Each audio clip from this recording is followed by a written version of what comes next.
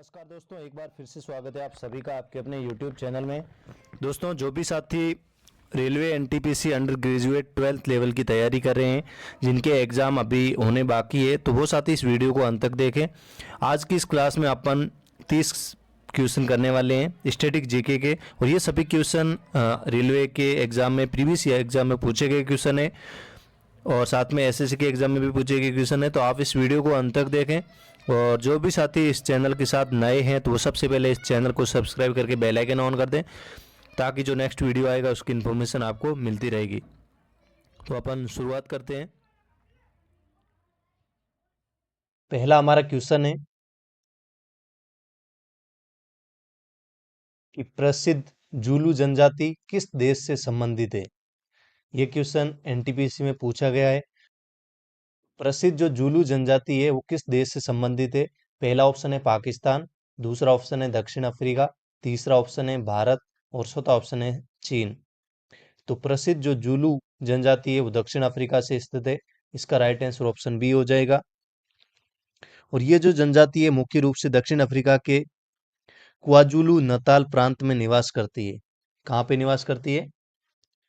दक्षिण अफ्रीका के क्वाजुलू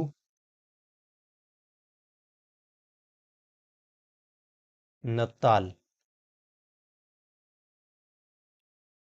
प्रांत में निवास करती है।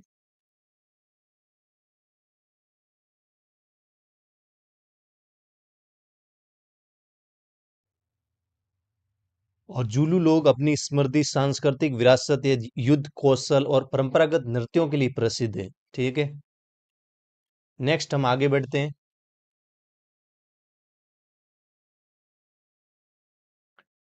नेक्स्ट हमारा क्वेश्चन है कि पृथ्वी के पर्यावरण का जश्न मनाने और प्रदूषण के बारे में जन जागरूकता बढ़ाने के लिए निम्नलिखित में से किस दिन को हर साल दुनिया भर में पृथ्वी दिवस के रूप में मनाया जाता है।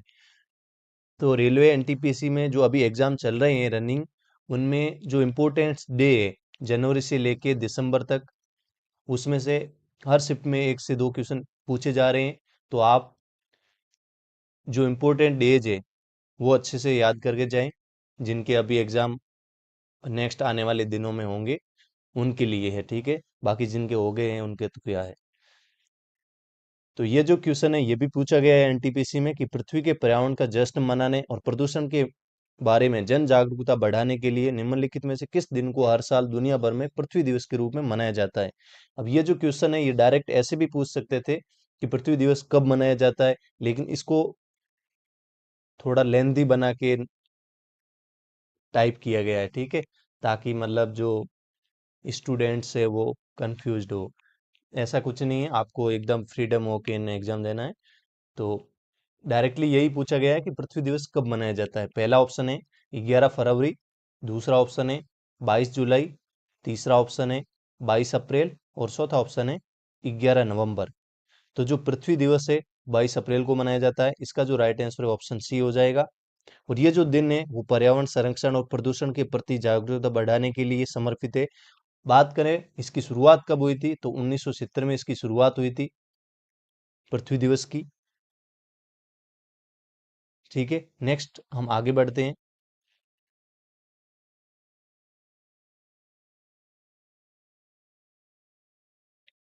ये भी क्वेश्चन है एनटीपीसी में पूछा गया है, बहुत ही इंपॉर्टेंट क्वेश्चन है कि सबरीमाला श्री अयप्पा मंदिर किस राज्य में स्थित है। सबरीमाला श्री अयप्पा जो मंदिर है वो किस राज्य में स्थित है। पहला ऑप्शन है कर्नाटक, दूसरा ऑप्शन है तमिलनाडु, तीसरा ऑप्शन है केरल, और चौथा ऑप्शन है आंध्र प्रदेश। तो सबरीमाला श्री अयप्पा जो मंदिर है सबरीमाला केरल में स्थित है। इसका जो राइट आंसर है ऑप्शन सी हो जाएगा। और ये जो मंदिर है पेरियार टाइगर रिजर्व के पहाड़ी इलाके में स्थित है। कहाँ पे? पेरियार टाइगर रिजर्व के पहाड़ी इलाकों में।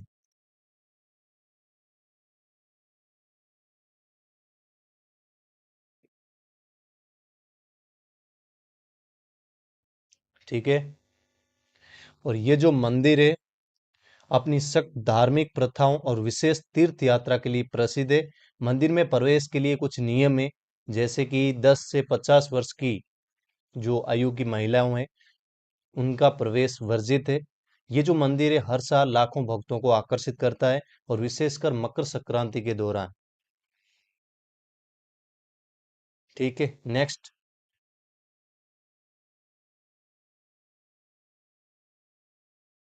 नेक्स्ट हमारा क्वेश्चन है, गोल गुंबज किस राज्य में स्थित है?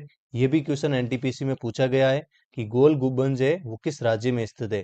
पहला ऑप्शन है तमिलनाडु, दूसरा ऑप्शन है हिमाचल प्रदेश, तीसरा ऑप्शन है मध्य प्रदेश और चौथा ऑप्शन है कर्नाटक। तो गोल गुंबज है ये कर्नाटक राज्य में स्थित है। इसका राइट आंसर ऑप्शन डी हो जाएगा। और ये कर्नाटक राज्य के विजयपुरा या बीजापुर शहर में स्थित है। कहाँ पे है? बीजापुर शहर में। ठीक है। और ये एक प्रसिद्ध ऐतिहासिक स्मारक है जिसे 17वीं शताब्दी में आदिल शाही वंश के सुल्तान मोहम्मद आदिल शाह के मकबरे के रूप में बनाया गया था। ठीक है, नेक्स्ट आगे बढ़ते हैं। नेक्स्ट हमारा क्वेश्चन है, किस भारतीय शहर को दक्कन की रानी के नाम से जाना जाता है? किस भारतीय शहर को दक्कन की रानी के नाम से जाना जाता है?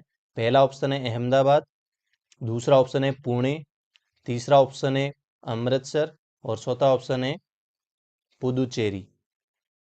तो दक्कन की रानी के नाम से पुणे को जाना जाता है। इसका राइट आंसर ऑप्शन बी हो जाएगा। ये जो उपनाम है पुणे की समृद्ध सांस्कृतिक विरासत, शैक्षणिक संस्थानों और ऐतिहासिक महत्व का कारण दिया है।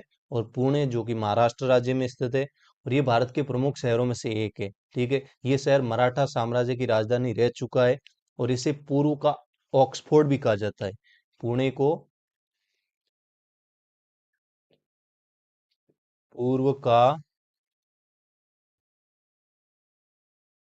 ऑक्सफोर्ड भी कहा जाता है। ठीक है, ये भी नोट करना आपको। नेक्स्ट हम आगे बढ़ेंगे।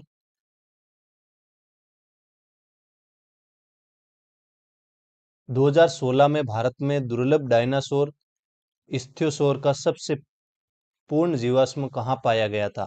ये भी क्वेश्चन एनटीपीसी में पूछा गया है कि 2016 में भारत में दुर्लभ डायनासोर इस्थियोसोर का जो सबसे पूर्ण जीवाश्म है वो कहाँ पाया गया था? पहला हमारा ऑप्शन है मध्य प्रदेश, दूसरा ऑप्शन है गुजरात, तीसरा ऑप्शन है अरुणाचल प्रदेश और चौथा ऑप्शन है राजस्थान। तो 2016 में भारत में जो दुर्लभ डायनासोर इच्थियोसोर का जो सबसे पूर्ण जीवाश्म था वो गुजरात में पाया गया था। तो इसका राइट आंसर होगा ऑप्शन बी। और ये गुजरात के कच्छ जिले में पाया गया था। ठीक है। और ये जो जीवाश्म है ये लगभग 15 करोड़ वर्ष पुराना है। ठीक है। और ये जो वर्ड है ना डायनासोर इच्थियोसोर, ये इच्थियोसोर होता है समुद्री सरीसृप है जो मछलियों की तरह दिखते थे और डायनासोर के समय में रहते थे। नेक्स्ट।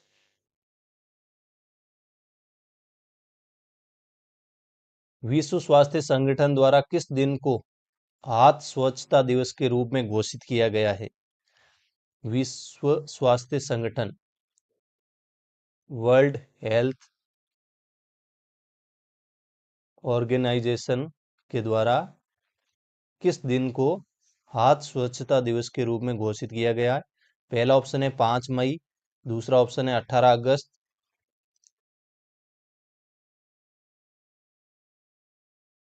तीसरा ऑप्शन है 21 जुलाई और चौथा ऑप्शन है 14 जून। तो विश्व स्वास्थ्य संगठन द्वारा 5 मई को हाथ स्वच्छता दिवस के रूप में मनाया गया है। इसका जो राइट आंसर है वो ऑप्शन ए हो जाएगा। और ये जो दिवस है इसकी शुरुआत हुई थी 2009 में और जिसका उद्देश्य हाथों की स्वच्छता के महत्व के बारे में जागरूकता फैलाना और ये दिन विशेष रूप से स्वास्थ्य कर्मियों और आम जनता को हाथ धोने की सही तकनीक और इसके लाभों के बारे में जागरूक करना।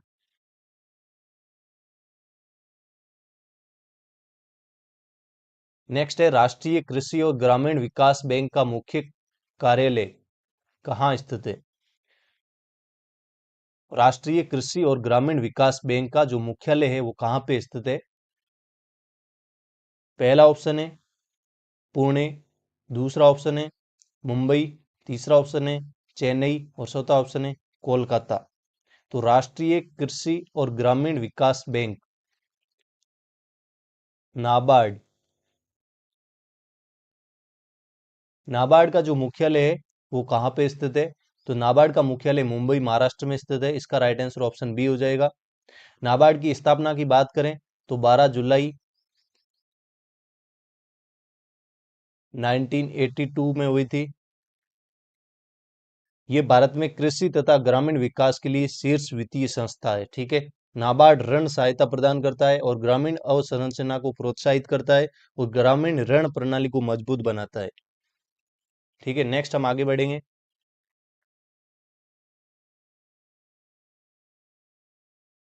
नेक्स्ट हमारा क्वेश्चन है कि 2011 की जनगणना के अनुसार भारत में नगरीय जनसंख्या का प्रतिशत क्या था? अनुमानित प्रयास बताना आपको कि 2011 की जनगणना के अनुसार भारत में जो नगरीय जनसंख्या है उसका प्रतिशत कितना है? पहला ऑप्शन है 30 से 35% के बीच, दूसरा ऑप्शन है 40 से 45% के बीच में, तीसरा ऑप्शन है 10 से 15% के बीच और चौथा ऑप्शन है 20 से 25% के बीच।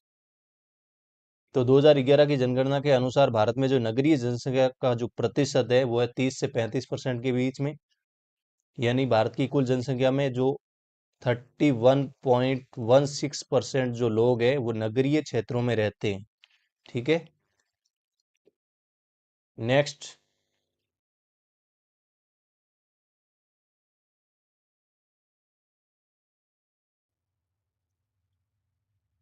नेक्स्ट हमारा क्वेश्चन है अंतर्राष्ट्रीय नृत्य दिवस कब मनाया जाता है?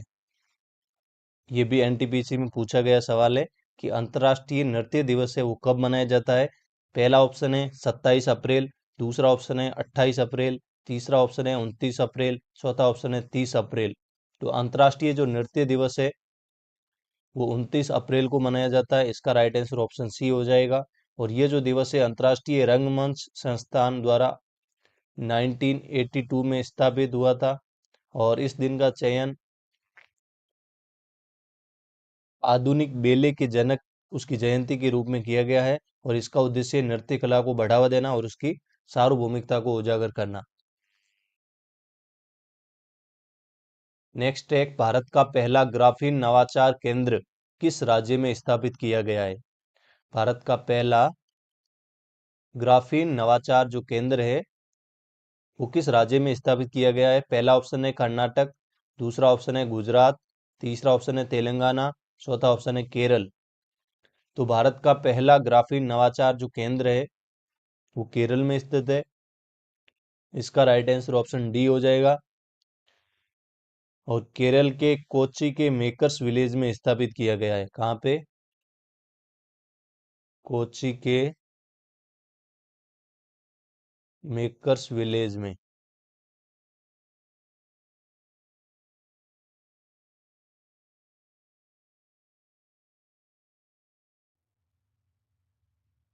ठीक है, नेक्स्ट आगे बढ़ेंगे।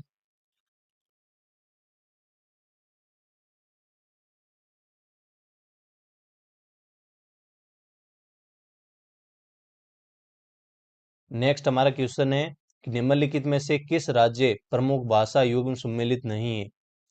इनमें से आपको बताना है किस राज्य की जो भाषा है वो सही सम्मिलित नहीं है। पहला ऑप्शन है मणिपुर मैतेई, दूसरा ऑप्शन है केरल कन्नड़, तीसरा ऑप्शन है मेघालय खासी और चौथा ऑप्शन है आंध्र प्रदेश तेलुगु। तो सबसे पहला ऑप्शन देख लेते हैं कि मणिपुर की जो राज्य भाषा है वो मैतेई है, यानी ये सही है। फिर अपन बात करते हैं केरल की। तो केरल की जो राज्य भाषा है वो है मलयालम, ना कि कन्नड़। तो ये गलत हो गया। यहाँ पूछा गया है सवाल कि सही सुमेलित नहीं है, तो कौन सा नहीं है? केरल वाला नहीं है। केरल की जो राज्य भाषा है वो है मलयालम।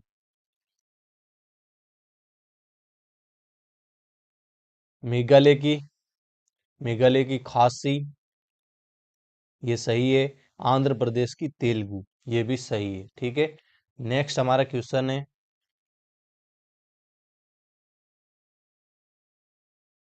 निम्नलिखित में से किस नदी पर स्वतंत्र भारत का पहला नदी बांध बनाया गया था?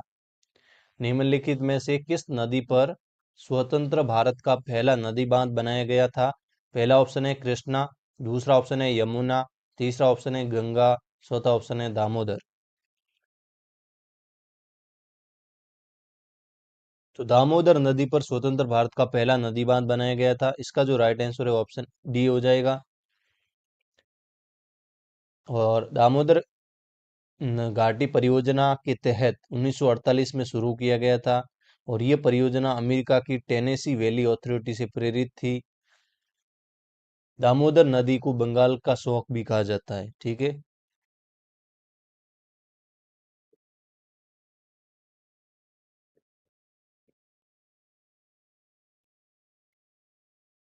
नेक्स्ट हम आगे बढ़ते हैं।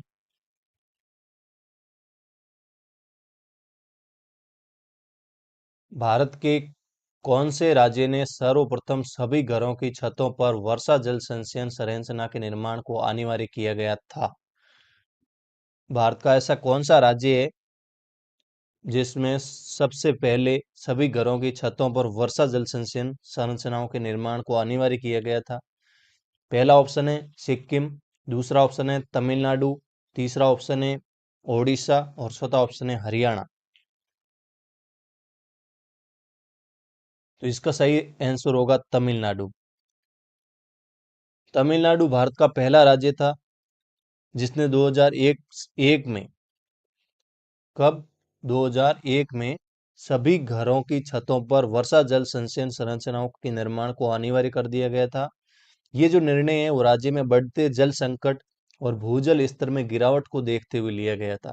इस नीति के कारण तमिलनाडु में जल संरक्षण की दिशा में महत्वपूर्ण सुधार हुआ, और ये अन्य राज्यों के लिए एक मॉडल बन गया था। ठीक है, नेक्स्ट।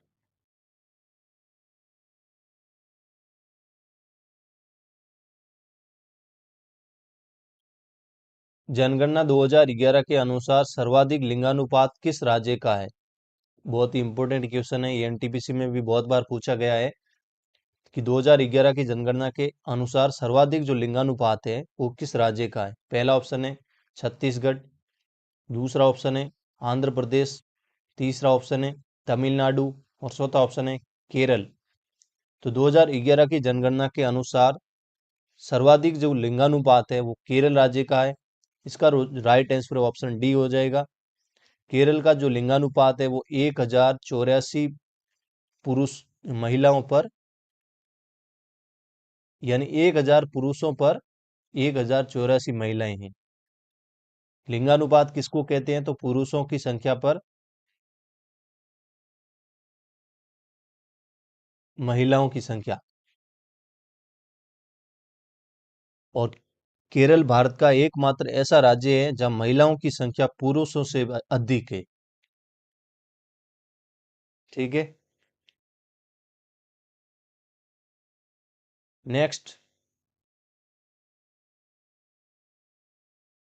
नेक्स्ट हमारा क्वेश्चन है कि भारत का पहला ई वेस्ट इलेक्ट्रॉनिक अपशिष्ट क्लिनिक कहाँ स्थापित किया गया है? पहला ऑप्शन है भोपाल, दूसरा ऑप्शन है हैदराबाद, तीसरा ऑप्शन है जयपुर, और चौथा ऑप्शन है बेंगलुरु। तो भारत का पहला इलेक्ट्रॉनिक अपशिष्ट जो क्लिनिक है वो भोपाल में स्थापित किया गया। इसका जो राइट आंसर है ऑप्शन ए हो जाएगा।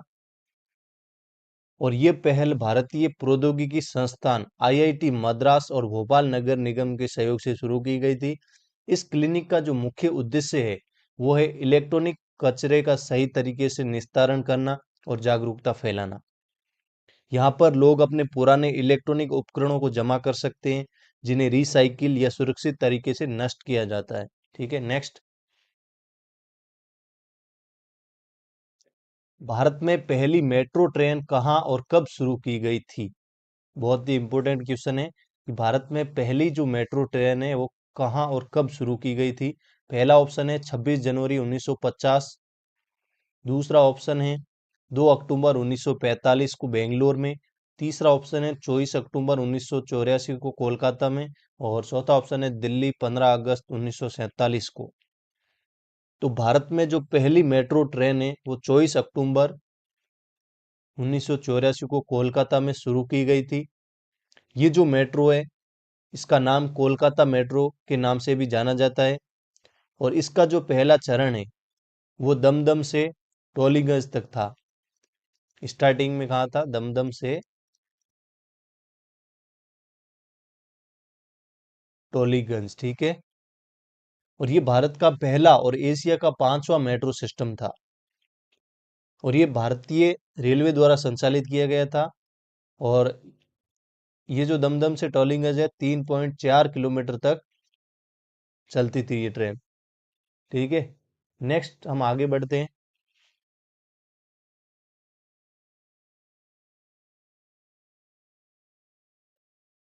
नेक्स्ट क्वेश्चन है कि पृथ्वी पर विश्व का सबसे ऊंचा जलप्रपात कौन सा है? पृथ्वी पर विश्व का सबसे ऊंचा जो जलप्रपात है उसका नाम क्या है? पहला ऑप्शन है एंजल, दूसरा ऑप्शन है रिबन, तीसरा ऑप्शन है गवर्नी, और चौथा ऑप्शन है जोग। तो पृथ्वी पर विश्व का सबसे ऊंचा जो जलप्रपात है वो है एंजल। इसका राइट आंसर ऑप्शन ए हो जाएगा। और ये कहाँ पे स्थित है? तो ये है वेनेजुएला में।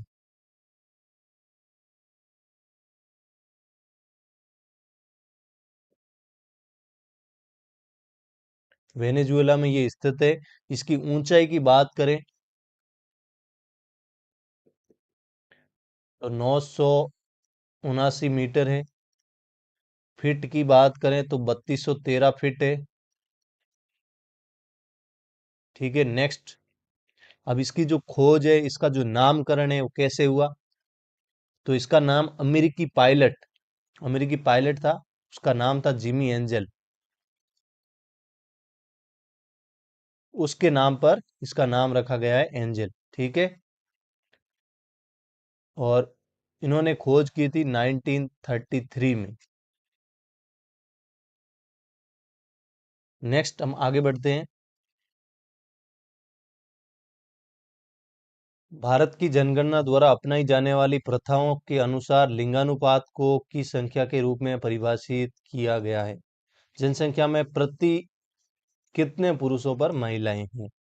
पहला ऑप्शन है 10, दूसरा ऑप्शन है 100, तीसरा ऑप्शन है 10,000, चौथा ऑप्शन है 1000। तो अभी हमने पिछला क्वेश्चन किया था, तो उसमें लिंगानुपात कैसे ज्ञात करते हैं?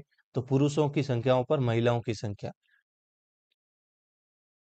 तो 1000 पुरुषों पर महिलाओं की संख्या को लिंगानुपात कहते हैं, यानी 1000 पुरुष, यहाँ 1000, ठीक है। इसका राइट आंसर हो जाएगा ऑप्शन डी। नेक्स्ट आगे बढ़ते हैं।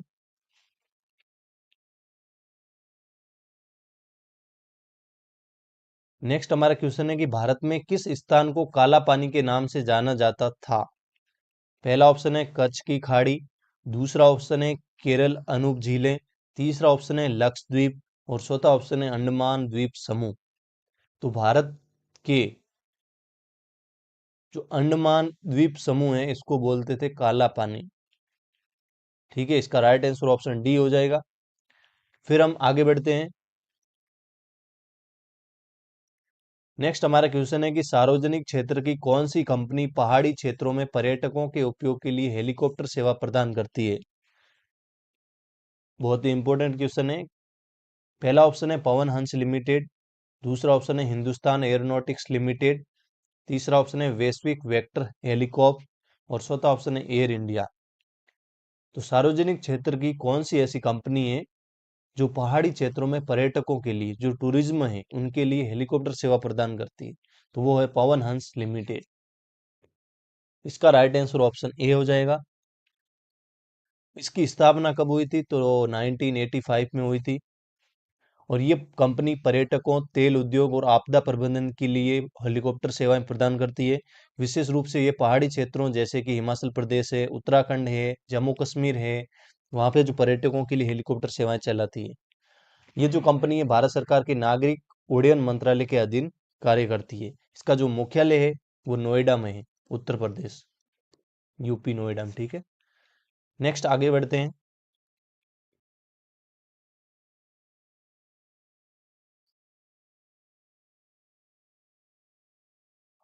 नेक्स्ट क्वेश्चन है ICAR, केंद्रीय आलू अनुसंधान संस्थान CPRI कहाँ पे स्थित है? केंद्रीय आलू अनुसंधान ये कहाँ पे स्थित है वो आपको बताना है। पहला ऑप्शन है तिरुवनंतपुरम, दूसरा ऑप्शन है जालंधर, तीसरा ऑप्शन है लखनऊ और चौथा ऑप्शन है शिमला। तो केंद्रीय आलू अनुसंधान संस्थान है शिमला में, इसका राइट आंसर ऑप्शन डी हो जाएगा। और शिमला हिमाचल प्रदेश में स्थित है और इसकी स्थापना की बात करें तो 1949 में इसकी स्थापना हुई थी। और ये भारतीय कृषि अनुसंधान परिषद के अंतर्गत कार्य करती है। किसके अंतर्गत करती है? इसके अंतर्गत,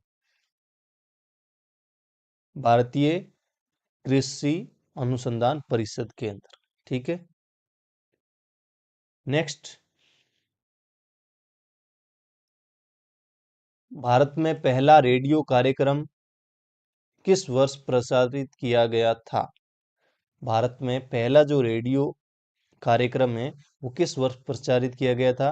पहला ऑप्शन है 1936, दूसरा ऑप्शन है 1957, तीसरा ऑप्शन है 1930 और चौथा ऑप्शन है 1923। तो भारत में जो पहला रेडियो कार्यक्रम है वो 1923 में प्रचारित किया गया था। इसका जो राइट आंसर ऑप्शन डी हो जाएगा। और ये जो रेडियो कार्यक्रम है वो मुंबई में प्रचारित किया गया था। हालांकि 1923 में रेडियो प्रचारण की शुरुआत की हुई थी जब रेडियो क्लब ऑफ बॉम्बे ने इसका पहला प्रायोगिक प्रचारण किया था। ठीक है, नेक्स्ट, निम्नलिखित में से किसके जन्मदिन को अंतर्राष्ट्रीय अहिंसा दिवस के रूप में मनाया जाता है? पहला ऑप्शन है राजेंद्र प्रसाद, दूसरा ऑप्शन है सुभाष चंद्र बोस, तीसरा ऑप्शन है जवाहरलाल नेहरू, चौथा ऑप्शन है महात्मा गांधी। तो अंतर्राष्ट्रीय अहिंसा दिवस के रूप में किसका जन्मदिन इसको मनाते हैं? तो महात्मा गांधी के जन्मदिन को। इसका राइट आंसर ऑप्शन डी हो जाएगा। 2 अक्टूबर को मनाते हैं अहिंसा दिवस, महात्मा गांधी के जन्मदिन को। और इसकी जो शुरुआत है वो 2007 में हुई थी। और गांधी जी के अहिंसा के मार्ग पर चलकर भारत की आज़ादी की लड़ाई लड़ी और दुनिया को शांति का संदेश दिया। ठीक है, ये जो दिन है मनाने का जो उद्देश्य है वो अहिंसा के सिद्धांत को बढ़ावा देना और वैश्विक शांति को प्रोत्साहित करना है। बाकी महात्मा गांधी के जन्म की बात करें तो 1869 में पोरबंदर में महात्मा गांधी का जन्म हुआ था। महात्मा गांधी को राष्ट्रपिता के नाम से भी जाना जाता है। और 30 जनवरी 1948 को नाथूराम गोडसे द्वारा इनकी हत्या कर दी गई थी। ठीक है, नेक्स्ट, निम्नलिखित में से किसने विश्व स्वास्थ्य संगठन के लिए विश्व का पहला मलेरिया का टीका विकसित किया? बहुत ही इंपॉर्टेंट क्वेश्चन है। पहला ऑप्शन है जॉनसन एंड जॉनसन, दूसरा ऑप्शन है फाइबर, तीसरा ऑप्शन है ग्लेक्सो स्मिथ क्लाइन और चौथा ऑप्शन है मर्क। तो विश्व स्वास्थ्य संगठन के लिए विश्व का पहला जो मलेरिया का टीका विकसित करने वाली जो वो थे ग्लासको स्मिथ क्लाइन। इसका जो राइट आंसर वो ऑप्शन सी हो जाएगा। और ये टीका प्लाज्मोडियम फाल्सिपेरम परजीवी के खिलाफ काम करता है और जो मलेरिया का सबसे घातक प्रकार है। ठीक है, और ये वर्ल्ड हेल्थ ऑर्गेनाइजेशन ने अक्टूबर 2021 में इस टीके को व्यापक रूप से उपयोग की सिफारिश की और विशेष रूप से उप सहारा अफ्रीका जैसे मलेरिया प्रभावित क्षेत्रों में। और ये जो टीका है बच्चों में मलेरिया के गंभीर मामलों और मृत्यु दर को कम करने में मदद करता है।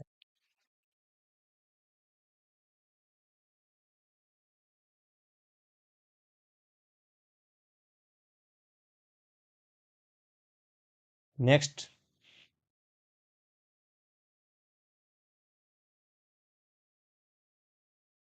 हमारा क्वेश्चन है अर्थशास्त्र के लेखक कौन है?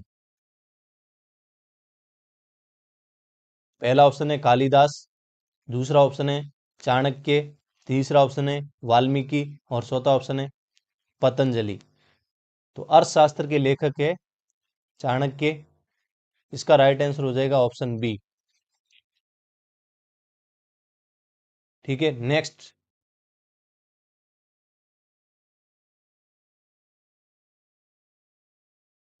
प्लासी का युद्ध किस वर्ष हुआ था?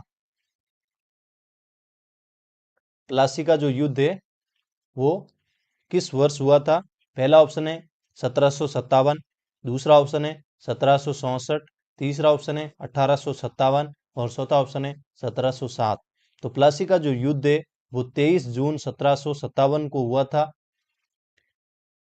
और ये ऐतिहासिक युद्ध है बंगाल के नवाब सिराजुद्दौला और रॉबर्ट क्लाइव के नेतृत्व वाली ब्रिटिश ईस्ट इंडिया कंपनी के बीच में भागीरथी नदी के तट पर स्थित प्लासी में लड़ा गया था।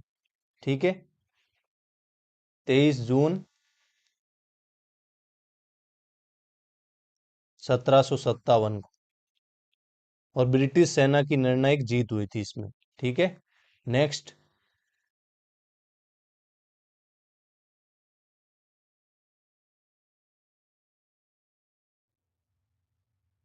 डॉक्ट्रिन ऑफ लैंप्स किसने लागू की? नेक्स्ट क्वेश्चन है कि डॉक्ट्रिन्स ऑफ लैंप्स किसने लागू की? पहला ऑप्शन है वॉरेन हेस्टिंग्स, दूसरा ऑप्शन है लॉर्ड कर्जन, तीसरा ऑप्शन है लॉर्ड डलहौजी और चौथा ऑप्शन है लॉर्ड कैनिंग। तो डॉक्ट्रिन ऑफ जो लैंप्स है ये लॉर्ड डलहौजी ने शुरू की थी और इसको बोलते हैं व्यपगत का सिद्धांत। इसको हिंदी में कभी कभी ये भी क्वेश्चन पूछ लेते हैं कि जो व्यपगत का सिद्धांत है वो किसने दिया। ये भी क्वेश्चन बहुत बार पूछा गया है, व्यपगत का सिद्धांत किसने दिया? तो लॉर्ड डलहौजी ने दिया था। ठीक है, नेक्स्ट,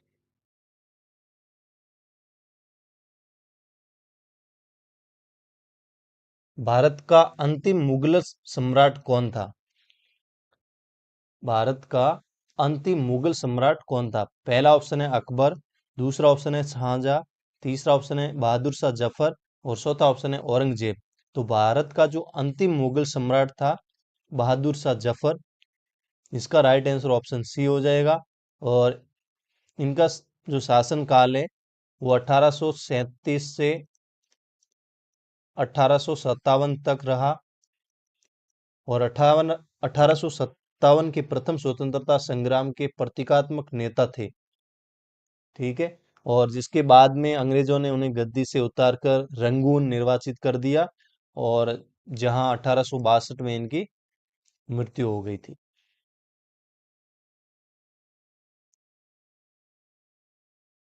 नेक्स्ट हमारा क्वेश्चन है, भारत छोड़ो आंदोलन किस वर्ष शुरू हुआ?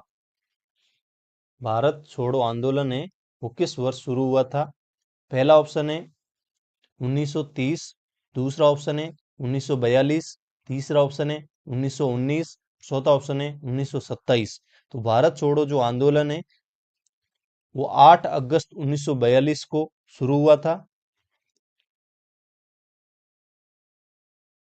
और महात्मा गांधी के नेतृत्व में अखिल भारतीय कांग्रेस कमेटी के मुंबई अधिवेशन में यह ऐतिहासिक आंदोलन पारित किया गया था, जिसका उद्देश्य था भारत से ब्रिटिश शासन को तुरंत समाप्त करना। और इसी के दौरान महात्मा गांधी जी ने करो या मरो का नारा भी दिया था, डू और डाई।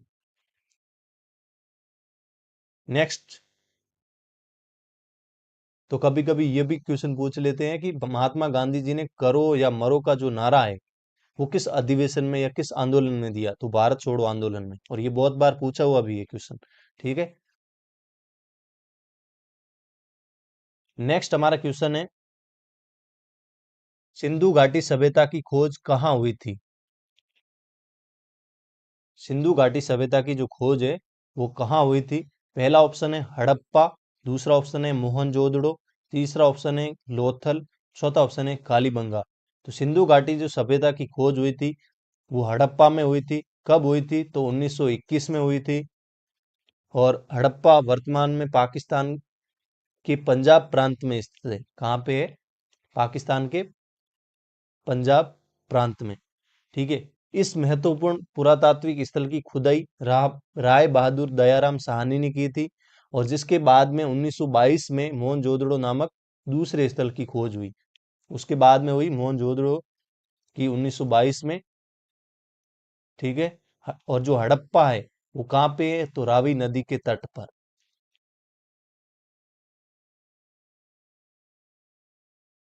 ये भी याद करना है। ठीक है,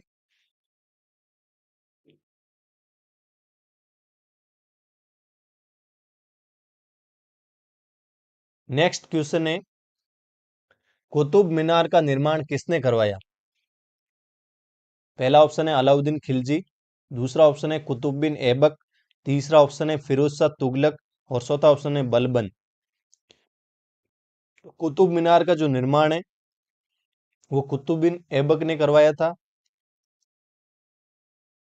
1192 से 1199 ईस्वी के बीच में शुरू करवाया था और गुलाम वंश का संस्थापक था। हालांकि वो केवल पहली मंजिल ही बनवा सका, बट इसका जो निर्माण कार्य है उसके दामाद और उत्तराधिकार इल्तुतमिश ने पूरा करवाया था। ठीक है।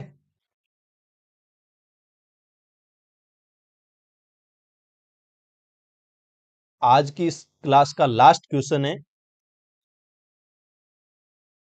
अजंता की गुफाएं किस वंश से संबंधित है? अजंता की जो गुफाएं हैं वो किस वंश से संबंधित है? पहला हमारा ऑप्शन है मौर्य वंश, दूसरा ऑप्शन है गुप्त वंश, तीसरा ऑप्शन है सातवाहन वंश और चौथा ऑप्शन है सोल वंश। तो अजंता की जो गुफाएं हैं वो सातवाहन वंश से संबंधित है। इसका जो राइट आंसर है वो ऑप्शन सी हो जाएगा। ठीक है। तो कैसी लगी आपको ये क्लास, आप कमेंट बॉक्स में जरूर बताएं। और बाकी मिलते हैं अपन नेक्स्ट वीडियो में, नेक्स्ट क्लास में। तब तक के लिए जय हिंद, जय भारत, ऑल द बेस्ट।